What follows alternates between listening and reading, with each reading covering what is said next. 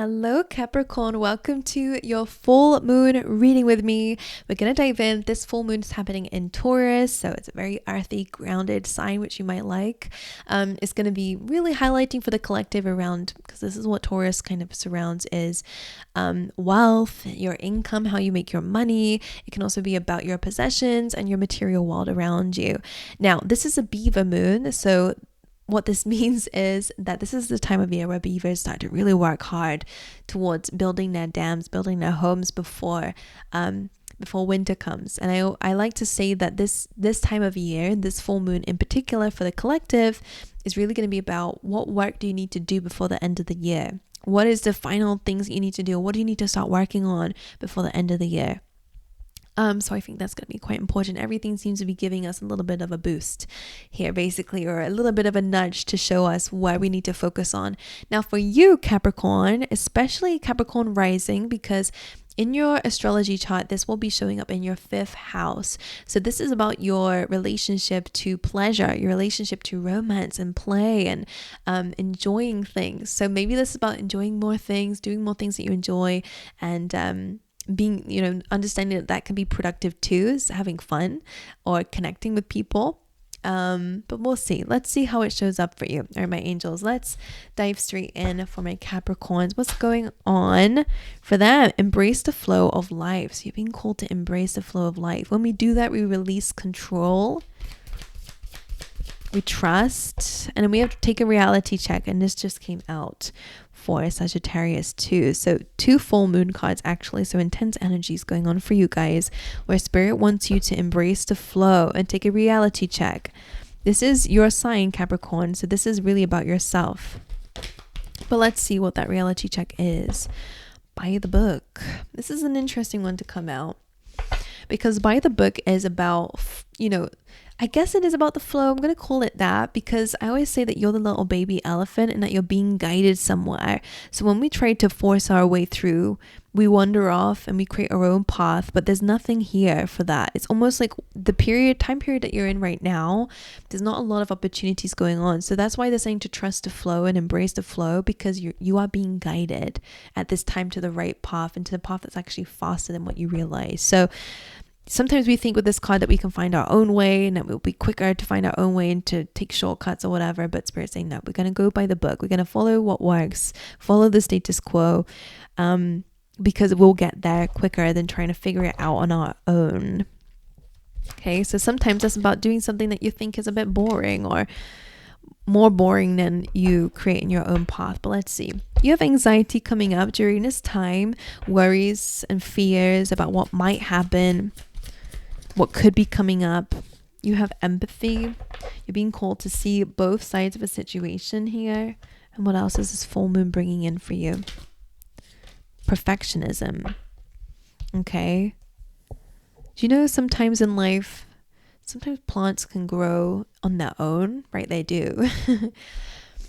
And I almost feel like, what can I see with that? It's almost like understanding that not everything needs to be perfect in order for growth to be there. And that can again be relating to the 5th house energy for you, where it's like, it doesn't have to be your vision of perfect, which could be working hard and controlling everything and must not really enjoy, because if I'm enjoying life, then maybe I'm not working hard enough, right? It's just that kind of energy here. So I wonder if you can find perfection in the flow of life, in the balance, in an understanding that you're being guided to release control, especially with anxiety.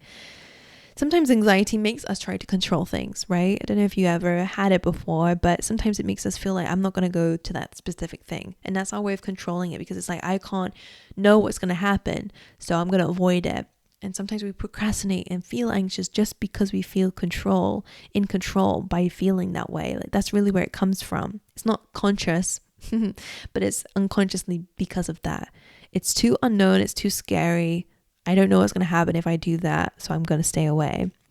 And that's a form of control. Okay, interesting. So they're saying embrace the flow of life.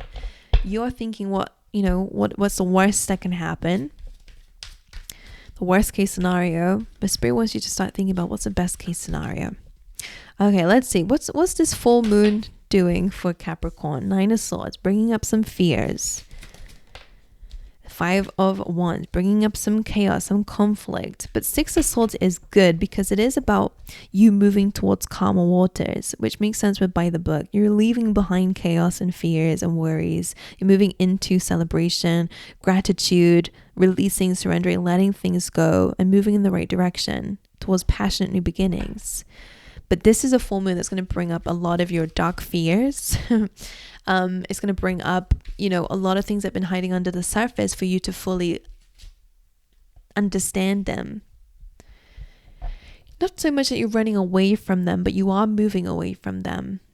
Some of you will be moving away from chaotic people. Let's clarify. Why is the Five of Wands here? Five of Pentacles. Now, whenever we have fives, clarifying fives, there is a need for change here. Five of Pentacles is feeling at loss, feeling left out in the cold, feeling in conflict with someone. Nine of Swords. The Hanged Man. So Spirit's wanting you to look at your fears from a different perspective. Observe them. Don't run away from them. Watch them. Analyze them. Ask them questions. Why do you feel so scared? What is the worst thing that you're worried about? And what happens if it doesn't actually happen? Would you still be able to go to that event? Or would you still be able to do that thing that's quite hard for you? It's just like, I feel like that's how I deal with things in my head. I just I do a little bit of the Hanged Man, and I just look at it and I ask it questions, and then I can get to the root of it a lot of the time, or help regulate myself to do something I'm anxious about. So it could be important for some of you. It might help you to deal with that anxiety or that fear. Six of Swords.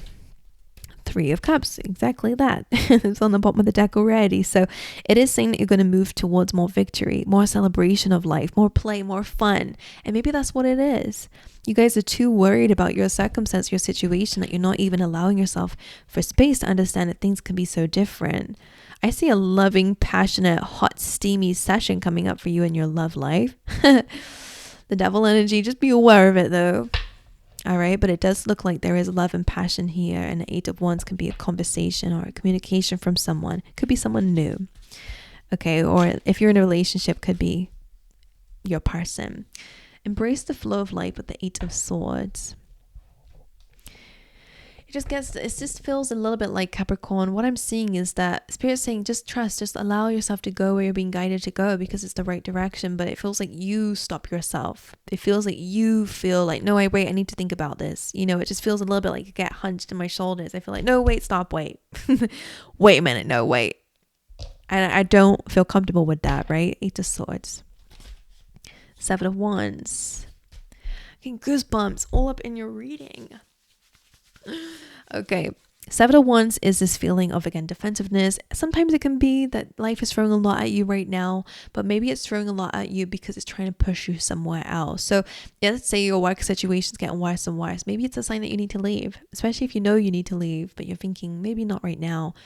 And then all of a sudden people just start turning against you, and then it just gets even worse to deal with that. So I wonder if in some areas you're being called to not be that, or not focus on it so much, right? Maybe it's a good time, like let's say your career, you're trying to push in that direction, but Spirit's saying, no, this is a time to have fun. So what you'll find is every time you try to push and you make, progress in your life and try to push in a certain area, it doesn't work out, because Spirit's wanting you to have fun right now. They want you to realize that there's still happiness and growth in joy, in pleasure. Whatever pleasure means to you. Could be, for me, it's a nice big bowl of ramen, tonkotsu or something. Oh God, that makes me happy, right? And not feeling like you have to deserve it. Do you know what I mean? Not feeling like I have to do this after I've done a really hard day at work, and then only when we celebrate, I can have that one thing I really enjoy. I want you to indulge in pleasure. My mouth is watering right now, so. And what's a reality check for Capricorn then? Four of Cups. Four of Cups. So what are you rejecting? That is a card of rejection. You're rejecting loving energy, giving yourself love, maybe accepting love into your life. Judgment. This is about truth, surrender. Again, surrender, trust the flow, embrace the flow is about surrendering. Four of Cups is rejecting change, right? It's usually someone who is sitting under a tree and is like, no, I don't want that.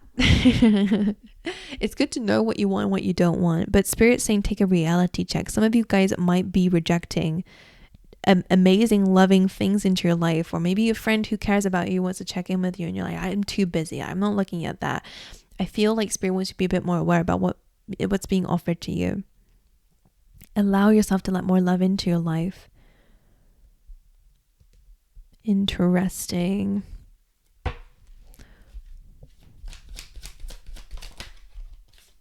I'm asking, why are you in the Four of Cups energy? Five of Swords came up, and the Knight of Pentacles. That is, again, a card of progress for me. And the Five of Swords is a card of defeat. So it feels like you feel a bit defeated in your progress. So the Four of Cups feels like, I'm not going outside, or I'm not going to do that thing yet because I'm not there yet, right? Ace of Cups. I just want you to accept opportunities, basically. I want you to accept love during this time. I want you to not feel like you need to deserve something good in your life, or have to work so hard to deserve something good in your life. You're really being called that you need to work on, build on accepting good things in your life. You don't have to be perfect to be able to deserve good things. You know, I'm not fully healed, so I'm not going to be open to love, or, you know what I'm saying? Just that kind of energy I keep seeing here.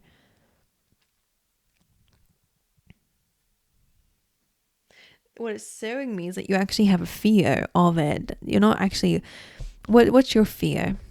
I just want you to dive into that. What's your fear?